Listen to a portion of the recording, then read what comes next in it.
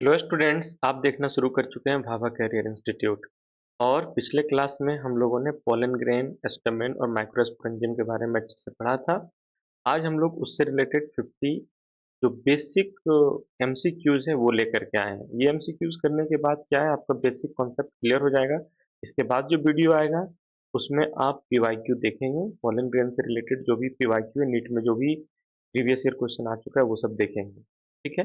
अगर आप ये वीडियो देख रहे हैं और इससे पहले के वीडियो नहीं देखे हैं तो इससे पहले के वीडियो देख लें। और अगर आपको पीडीएफ ये सब नोट्स वगैरह चाहिए तो आप टेलीग्राम चैनल को ज्वाइन कर लें। टेलीग्राम चैनल का जो लिंक है वो आपको वीडियो के डिस्क्रिप्शन में मिल जाएगा। तो चलिए बिना देर के शुरू करते हैं क्वेश्चन। तो देखते हैं पहला क्वेश्चन क्या है। पहला क्वेश्चन अगर आप देखेंगे तो पहला क्वेश्चन है, मेल रिप्रोडक्टिव ऑर्गन जो है फ्लावर का वो कौन सा है। तो मेल रिप्रोडक्टिव ऑर्गन जो फ्लावर का होता है उसको हम लोग एस्टमेन बोलते हैं। ऑप्शन बी करेक्ट हो जाएगा। इधर जो क्वेश्चन है, typical anther contain a typical anther contain. एक एंथर में क्या होता है, बेसिकली 4 माइक्रोस्पोरेंजिया होता है। ठीक है। अगर एंथर की बात करें, आप वीडियो अगर देखेंगे पिछला वीडियो तो उसमें पूरे डिटेल से पढ़ा है एनसीईआरटी किस तरह का एंथर का टीएस होता है। और इसमें 4 कॉर्नर पे 4 माइक्रोस्पोरेंजिया होता है। ठीक है। दूसरा क्वेश्चन है, एस्टमेन कंसिस्ट ऑफ। इस एस्टमेन में क्या होता है। तो एस्टमेन जो है वो फिलामेंट और एंथर से मिलकर के बना होता है। ये फिलामेंट है और ये यहाँ पे लास्ट में एस्टमेन सॉरी एंथर है। ये पूरा स्ट्रक्चर कहलाता है एस्टमेन। ठीक है। Microsporangia develop into. माइक्रोस्पोरेंजिया किसमें डेवलप हो जाता है, ये जो शुरू में जब एंथर या इमेच्योर होता है, यानी जब ये समझो बच्चा होता है तो इसके अंदर स्पोरोजेनस टिश्यू भरा हुआ रहता है और ये क्या कहलाता है, माइक्रोस्पोरेंजिया। लेकिन जब ये स्पोरोजेनस टिश्यू मेयोसिस होकर के पोलन ग्रेन बन जाता है तो ये पोलन का पैकेट कहलाने लगता है, यानी पोलन सेक कहलाने लगता है। ऑप्शन बी इसका करेक्ट आंसर हो जाएगा। चलिए नेक्स्ट क्वेश्चन है, जो टर्मिनल पार्ट होता है स्टमेन का वो कौन होता है। देखो, स्टमेन में जो फिलामेंट है उसका ये टर्मिनल पार्ट पे एंथर लगा रहता है। और जो प्रॉक्सिमल पार्ट है यहाँ ये कनेक्ट होता है थैलेमस से या फिर पेटल से। ठीक है। तो टर्मिनल पार्ट पे कौन होता है, एंथर होता है। तो फिलामेंट के सॉरी स्टमेन के टर्मिनल पार्ट पे एंथर होता है। Microsporangium surrounded by. माइक्रोस्पोरेंजियम जो होता है उसके बाहर कितना लेयर होता है, तो 4 वॉल होता है, 4 वॉल का लेयर होता है। ठीक है। ये सब वीडियो में हम बहुत अच्छे से एक्सप्लेन कर चुके हैं, वहाँ पे आप जाकर के देख सकते हैं। जो वीडियो देखे हैं उसी को ये क्वेश्चन बनाने में मजा आएगा। ठीक है। आप डायरेक्टली इस क्वेश्चन को मत बनाइए, पहले जाकर के इससे पहले जो वीडियो एनसीईआरटी का जो हम लोग डाले हैं उसको देख लीजिए, उसमें पॉलिन ग्रेन पढ़ा है वो पूरा देख लीजिए, उसके बाद इसको। ठीक है। जस्ट इससे पहले की video. Filament is attach to the. Filament किससे अटैच रहता है, तो फिलामेंट या तो थैलेमस से अटैच होगा, नहीं तो फिर पेटल से अटैच होगा। ठीक है। लिली जो है, लिली प्लांट का फ्लावर में फिलामेंट पेटल से अटैच होता है। ठीक है। 4 लेयर जो माइक्रोस्पोरेंजियम वॉल का है वो कौन कौन है, तो सबसे बाहरी लेयर है एपिडर्मिस, उसके बाद है इंडोथीसियम, फिर मिडिल लेयर, फिर टेप्टम। तो ये ऑप्शन ए करेक्ट हो जाएगा। ये सीक्वेंस में भी दिया हुआ है, ये सबसे बाहरी ही लेयर है, ये उसके बाद है, ये उसके बाद है और सबसे लास्ट में है टेप्टम। 5 नंबर क्वेश्चन, एक टिपिकल एंजियोस्पर्म एंथर इज। एक टिपिकल एंजियोस्पर्म का जो एंथर होता है वो क्या होता है, बाइलॉब होता है। मतलब एंथर में अगर देखोगे तो बेसिकली इसमें 2 लॉब होता है, मतलब ये बीच से ऐसे कट करो तो 2 लॉब हो गए और एक लॉब में 2 थीका होता है। नेक्स्ट क्वेश्चन है, the outer most layer of microsporangium. Microsporangium का जो सबसे बाहरी लेयर है एपिडर्मिस कहलाता है। क्या कहलाता है, एपिडर्मिस। ठीक है। चलिए नेक्स्ट क्वेश्चन देखिए, each lobe of anther content. हर एक लॉब में कितना थीका होता है, बेसिकली तो 2 थीका होता है। कितना थीका होता है, 2 थीका। क्लियर है, यहाँ पे डाइथिकस होता है। चलिए next question, inner most layer जो है माइक्रोस्पोरेंजियम का वो क्या है, tapetum. Inner most layer tapetum, option C correct होगा।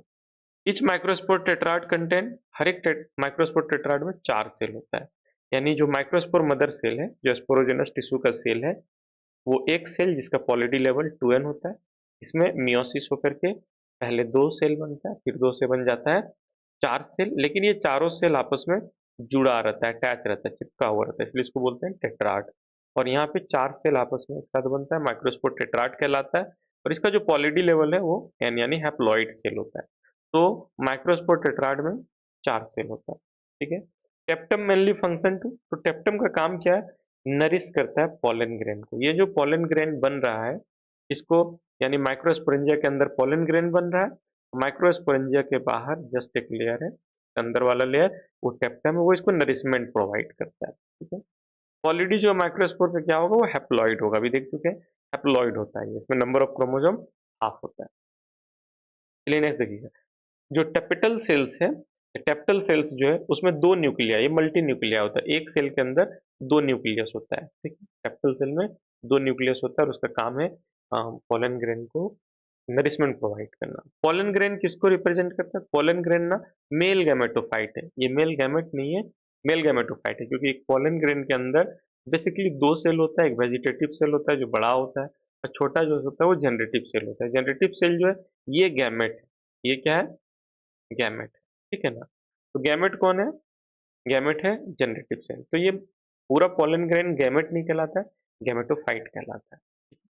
नेक्स्ट क्वेश्चन देखिए, नेक्स्ट क्वेश्चन है एस्पोरोजेनस टिश्यू प्रोड्यूस। एस्पोरोजेनस टिश्यू से क्या है? एस्पोरोजेनस टिश्यू में जो सेल है वो मियोसिस करके पोलन, जो पोलन ग्रेन बनाता है, और उससे पहले जो एस्पोरोजेनस टिश्यू में सेल है वो पोलन मदर सेल कहलाता है। तो ऑप्शन बी इसका करेक्ट हो जाएगा। एवरेज साइज जो पोलन ग्रेन का होता है वो 25 से 50 माइक्रोमीटर के बराबर होता है। ऑप्शन सी इसका करेक्ट होगा।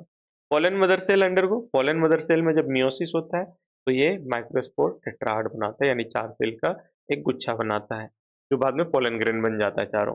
तो आउटर वॉल जो होता है पोलन ग्रेन का वो क्या है? आउटर वॉल जो पोलन ग्रेन का जो बाहरी लेयर होता है उसको एक्साइन बोलते हैं। क्या बोलते हैं?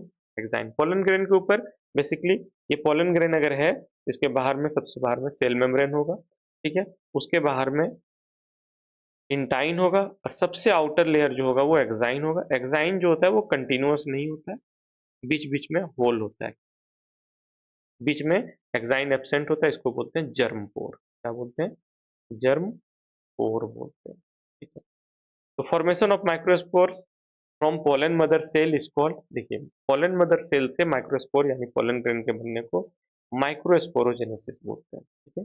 एक्साइन जो सबसे बाहरी लेयर है पोलन ग्रेन का, किसका बना होता है? तो ये स्पोरोपोलेनिन का बना होता है, जो सबसे ज्यादा रेसिस्टेंट ऑर्गेनिक मटेरियल अभी तक नॉन में है। इसको ना तो कोई इंजाइम गला सकता है, ना तो कोई एसिड गला सकता है, ना तो कोई बेस गला सकता है इसको। ठीक है। माइक्रोस्पोर्स आर प्रोड्यूस्ड इन, तो माइक्रोस्पोर जो बनता है वो टेट्राड फॉर्म में बनता है, यानी चार सेल एक साथ रहता है।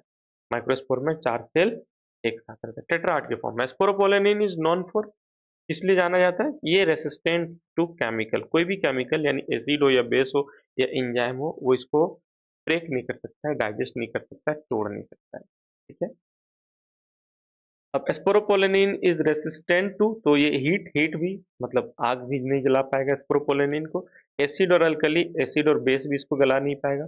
इंजाइम इसको पचा भी नहीं पाएगा। तो ऑल ऑफ दीज करेक्ट हो जाएगा, ये सबसे रेसिस्टेंट है, हीट, एसिड, अल्कली और इंजाइम से। जनरेटिव सेल की अगर बात करें तो देखो पोलन ग्रेन में दो सेल होता है, जनरेटिव सेल छोटा होता है और वेजिटेटिव सेल बड़ा होता है, तो ये जनरली स्मॉलर सेल होता है। जनरेटिव सेल क्या होता है? स्मॉलर सेल होता है। Aperture in pollen grain are called, aperture जो, जहाँ पे पोलन ग्रेन बाहर अगर आप देखेंगे तो एक्साइन एब्सेंट होता है जहाँ पे, उसको बोलते हैं जर्म पोर। मतलब ये जगह है यहाँ पे एक्साइन नहीं प्रेजेंट है तो ये जर्म पोर कहलाता है, और ये पोलन ग्रेन के ऊपर होल, उसको अपर्चर भी बोलते हैं। Generative cell divide to form, अब होता क्या है कि जनरली जो पोलन ग्रेन है, मैक्सिमम पोलन ग्रेन में 60% प्लांट के पोलन ग्रेन में एक वेजिटेटिव और एक जनरेटिव सेल होता है, जब वो पोलन ग्रेन बाहर आता है कहाँ से? एंथर से। लेकिन 40% में क्या होता है कि पोलन ग्रेन में तीन सेल होता है, एक वेजिटेटिव और दो जनरेटिव सेल। हालांकि इसमें जिसमें एक जनरेटिव सेल है, बाद में इसमें भी दो जनरेटिव सेल बन जाता है जब ये लैंड करता है जाकर के स्टिग्मा पे, उसके बाद के प्रोसेस में। ठीक है। तो generative cell divide to form, जब जनरेटिव सेल डिवाइड करेगा ना, दो मेल गैमेट बनाएगा, दो मेल गैमेट। ये यहाँ पे जनरेटिव सेल एक है, ये जब डिवाइड होगा तो यहाँ जनरेटिव सेल दो बन जाएगा। चलिए नेक्स्ट क्वेश्चन क्या है? नेक्स्ट क्वेश्चन है germ pores are region. Germ pores are region, germ pore वो जगह है जहां पे एक्साइन एब्सेंट होता है, स्पोरोपोलेनिन एब्सेंट होता है। ठीक है। Most angiosperm pollen grains are से, मैक्सिमम अभी जस्ट डिस्कस कर रहे थे 60%, 60% एंजियोस्पर्म में, फूल लगने वाला पौधा में जो पोलन ग्रेन एंथर से बाहर आता है उसमें दो सेल होता है, बाद में वो जाकर के तीन सेल में कन्वर्ट हो जाता है। इनर वॉल जो होता है पोलन ग्रेन का, उसका नाम है इंटाइन। क्या है? इंटाइन। इंटाइन किससे बना होता है? तो इंटाइन बना होता है सेल्यूलोज और पेक्टिन से, सेल्यूलोज और पेक्टिन। पोलन एनर्जी कॉमनली कौन से प्लांट के पोलन से जनरली एलर्जी होता है? तो वो है पार्थिनियम, क्योंकि पार्थिनियम प्लांट जो है इसको कैरोट ग्रास भी बोलते हैं या फिर कांग्रेस ग्रास भी बोलते हैं। क्या बोलते हैं? क्योंकि कांग्रेस के शासनकाल में ही ये पार्थिनियम, जब गेहूं मंगाया जा रहा था दूसरे कंट्री से इंडिया, तो पार्थिनियम जो घास है, कैरोट ग्रास जिसको बोलते हैं, उसका दाना भी आ गया था और इसके पोलन से हम लोगों को एलर्जी होता है। ठीक है, चलिए नेक्स्ट क्वेश्चन है, pollen grain are rich in. तो पोलन ग्रेन में विटामिन और न्यूट्रिएंट बहुत ज्यादा है, इसीलिए इसको लोग फूड सप्लीमेंट के जैसा यूज करता है। Mature pollen grain generally contain, एक मैच्योर पोलन ग्रेन में जनरली कितना सेल होता है? तो एक मैच्योर जनरली बात करें तो उसमें दो सेल होता है, ठीक है? एक वेजिटेटिव होता है और एक जनरेटिव होता है। ठीक है, पोलन टेबलेट्स को यूज करते हैं किस पर्पज से? फूड सप्लीमेंट के लिए, फूड सप्लीमेंट के लिए। ठीक है, द टू सेल्स आर, तो जो पोलन ग्रेन में जनरली जो दो सेल होता है वो कौन है? एक वेजिटेटिव होता है और दूसरा जनरेटिव सेल होता है। ठीक है, अगर विएबिलिटी ऑफ पोलन ग्रेन की बात करें, यानी पोलन ग्रेन कितना देर तक जिंदा रहेगा, तो वो डिसाइड होगा टेम्परेचर कितना है सराउंडिंग का, और ह्यूमिडिटी यानी हवा में मॉइस्चर कितना है, और किस स्पीसीज का पोलन ग्रेन है, यानी ऑल ऑफ दीज इसका आंसर होगा। ठीक है, नेक्स्ट क्वेश्चन है, वेजिटेटिव सेल इज, तो generally large with food reserve, यानी जो पोलन ग्रेन में दो सेल है, जनरेटिव सेल का साइज छोटा होता है, वेजिटेटिव सेल का साइज बड़ा होता है। ठीक है, वीडियो में देखिएगा पूरा अच्छे से क्लियर हो चुका है, इससे पहले जो वीडियो अपलोड हुआ है वो पोलन ग्रेन से ही रिलेटेड है, उसको आप अच्छे से पहले देख लीजिएगा। Pollen viability in rice and wheat, wheat और राइस का यानी धान और गेहूं का जो पोलन ग्रेन है उसका विएबिलिटी 30 मिनट के लिए होता है, 30 मिनट तक वो जिंदा रहता है, विएबल रहता है, उतना देर के अंदर ही उसको स्टिग्मा पे पहुंच जाना होता है।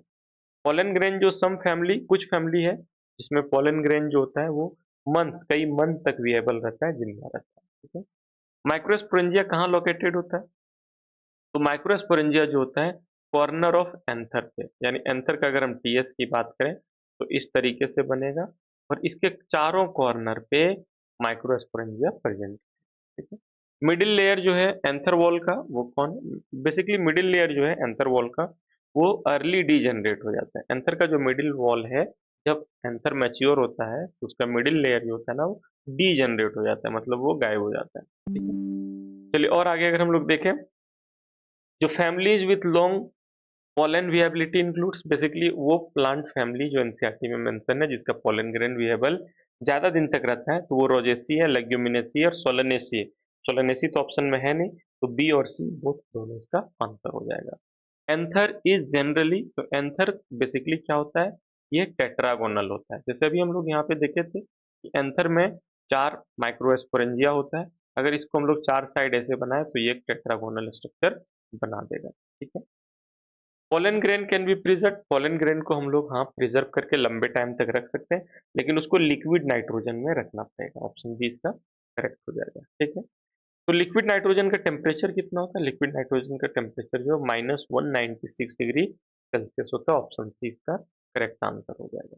ठीक है, नेक्स्ट क्वेश्चन है, storage of pollen for breeding programs is called, pollen banking कहलाता है। पोलन ग्रेन को अगर हम लोग लंबे टाइम तक रखते हैं तो ये क्या कहलाता है? पोलन बैंकिंग कहलाता है, और बाद में उस पोलन ग्रेन का यूज करके हम लोग नया नया वैरायटी के प्लांट का ब्रीड तैयार कर सकते हैं। डेhiscence ऑफ एंथर, डेhiscence मतलब क्या होता है? एंथर का ओपन होना, जो एंथर इस तरीके से रहता है, इसमें जब पूरा पोलन सैक बन जाता है, उसके अंदर पूरा पोलन ग्रेन बन जाता है, तो ये वाला जो हिस्सा है ना वो ओपन हो जाता है। क्या हो जाता है? ओपन हो जाता है, खुल जाता है, इसी को बोलते हैं डेhiscence। डेhiscence होने के कारण क्या होता है? पोलन ग्रेन यहाँ से रिलीज होना शुरू हो जाता है, तो इससे क्या होगा? इसका आंसर होगा release of pollen grain, option B इसका सही होगा। तो ये बेसिक एमसीक्यूज था, समझो ये वार्म अप था। आप जो स्टिल माइक्रोस्पोरेंजियम और पोलन ग्रेन का जो लेक्चर देखे हैं उसका ये वार्म अप था।